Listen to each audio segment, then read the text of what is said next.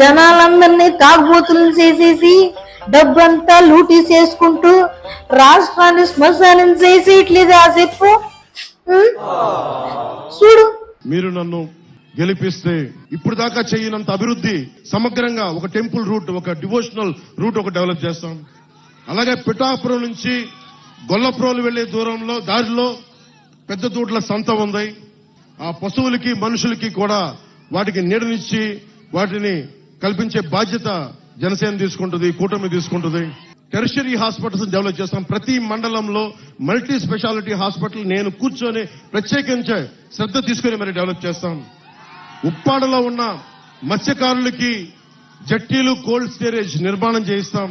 మత్స్యకార కుటుంబాలకి మిగతా అందరికీ రక్షణ కల్పిస్తాం. ఈ సూరయ్య మాన్యం రైతులకి ప్రత్యేకించి ఏలూరు సమస్య పరిష్కారం, శుద్ధగడ్డ ఏలూరు ఆధునీకరణ. పెద్దలు ఇందాక వర్మ గారు చెప్పారు 170 కోట్ల ఆధునీకరణ చేసినా కానీ రివర్స్ టెండరింగ్ అని చెప్పి ఈరోజు తీయలేదు. అది మేము చేసి పెడుతున్నాం, దాన్ని తీసుకొస్తాం. అలాగే పిఠాపురం జంక్షన్ కి వెళ్లే ట్రాఫిక్, రైల్వే ట్రాక్ ఇబ్బంది నుండి బయటపడేయడానికి కోటగుమ్మం సెంటర్ లో ఫ్లైఓవర్ నిర్మాణం చెయ్యాలి అని సంకల్పిస్తున్నాను. ఉప్పాడ బీచ్ రోడ్డు ఇప్పుడు ఆ బీచ్ ప్రాజెక్ట్ ని సంపూర్ణంగా తక్కువ సమయంలోనే పూర్తి చేస్తాం. అలాగే సెరికల్చర్ సంబంధించి మీకు ఆప్టిమైజింగ్ సెంటర్ అంటే పిఠాపురాన్ని సీడ్ హబ్ గా చేస్తాం. ఉల్లిపాయలకు మనకు స్టోరేజ్ కోసం కోల్డ్ స్టోరేజ్ కూడా డెవలప్ చేస్తాం. ఆ దుర్గాల మిర్చి పంటలకి ఆ బేసిక్ నీడ్, ఆ థ్రాషింగ్ ఫ్లోర్ ని ఏర్పాటు చేస్తాం. నువ్వు ఇస్తున్న హామీలన్నీ చాలా బాగున్నాయి అబ్బాయి. నువ్వు నిజంగానే గెలిచి జనాలకి చక్కగా ఉపయోగపడాలని నేను కోరుకుంటున్నాను.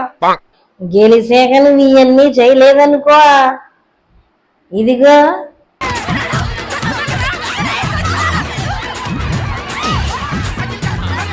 ఈ కర్ర నీ ఈ మెదిరిపోద్దబ్బాయి. కానీ నాకు రెల్లి సోదరుల కష్టాలు తెలుసు, మత్స్యకారు సోదరుల కష్టాలు తెలుసు, చేనేత కార్మికుల కష్టాలు తెలుసు, రైతాంగం కష్టాలు తెలుసు. కౌలు రైతు ఏడిస్తే మీరు ఆనందంగా చూసిన సినిమా నుంచి డబ్బులు తీసుకెళ్లి మరి కౌలు రైతులకు ఇచ్చిన వాడిని. మన రైతాంగం కోసం నేను నిలబడినా. కొట్టేసుకో, నీ సొంత డబ్బా నువ్వే ఎంత కావాలో అంత కొట్టేసుకో. అదేంటి అలాగంటావు? జనాల పన్నుల్లో వచ్చిన సొమ్ముని కోట్లు కోట్లు మింగేస్తా జనాల కోసం మళ్ళీ ఆ స్కీములు ఈ స్కీములు అని చెప్పి ఏదో ఇలా సొంత డబ్బులు ఖర్చు పెడుతున్నట్టు ఒకవైపు గొప్పలు దుబ్బేస్తున్నారు రోజు. అలాంటప్పుడు సినిమాల్లో కష్టపడి సంపాదించిన డబ్బుని కష్టాల్లో ఉన్న రైతులకు హెల్ప్ చేస్తే గర్వంగా చెప్పుకోవడంలో తప్పేటి అంటున్నాను. ఏటో ఈ రోజు మాత్రం నిన్ను కదిలించలాగా లేదు బాబోయ్. నువ్వేమన్నా అనుకోవే, తన నియోజకవర్గం పిఠాపురంలో పవన్ స్పీచ్ మాత్రం నాకు బాగా నచ్చేసింది. సరే, అక్కడక్కడ తడబడ్డా ప్రాబ్లమ్స్ తనకు పూర్తిగా తెలియకపోయినా తన రాసుకొని వచ్చినా సరే ఏం చేస్తాడో చెప్పిన విధానం, ఇచ్చిన హామీలు నాకు పెచ్చ పెచ్చగా నచ్చేసి నా ఓటు కూడా ఆల్మోస్ట్ నీకు అర్థమయ్యే ఉంటది కదా. ఇంక ఈ డిస్కషన్ ఎక్కడితో ఆపేద్దాం. మరి నెక్స్ట్ టాపిక్ తో మళ్ళీ కలుద్దాం. అప్పుడు దాకా ఉంటాను మరి. నమస్కారం.